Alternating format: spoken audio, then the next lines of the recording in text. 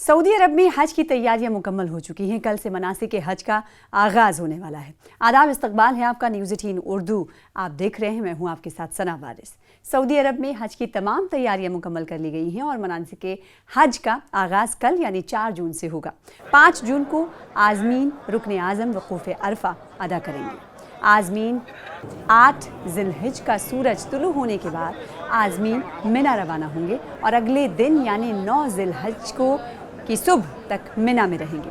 मिना में 9 ज़िलहिज को नमाज फ़ज्र अदा करने के बाद आज़मीन अरफा जाएंगे और गुरूब तक वहाँ पर रहेंगे, जहाँ आज़मीन ज़ुहर और असर की नमाज क़स्र व जमा की सूरत में अदा करेंगे और खुतबा हज समात करेंगे। गुरूब आफ्ताब के बाद आज़मीन मुज़दलिफ़ा रवाना होंगे और मुज़दलिफ़ा पहुँचकर मग़रिब और इशा की नमाज इकट्ठी अदा करेंगे और रात वहीं क़याम करेंगे।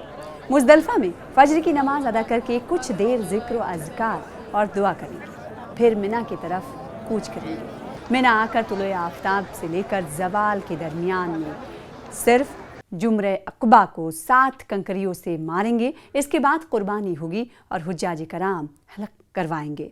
इसके बाद एहराम का लुज़ूम होगा, फिर तवाफ़ ज़ियारत करेंगे और ये तवाफ़ 12 ज़िलहिज के गुरूब आफ्ताब तक कर सकते हैं।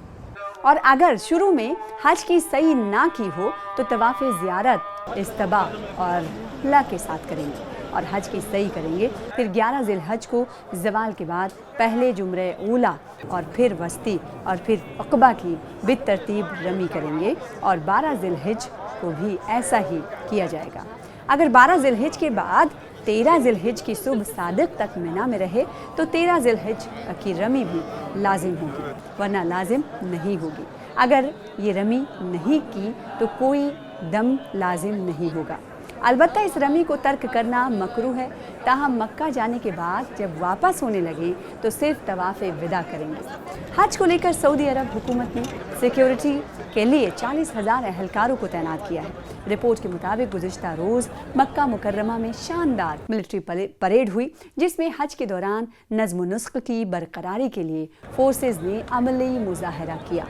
परेड का मकसद मक्का मुकर्रमा और मदीना मुनव्वरा में आज़मीन हज की हिफाजत करना और मनासिक हज की अदायगी के लिए पुरसुकून माहौल फराहम करना है। इस साल हज के दौरान सिक्योरिटी के लिए AI टूल्स और दीगर डिजिटल ऐप्स को भी इस्तेमाल में किया जाएगा।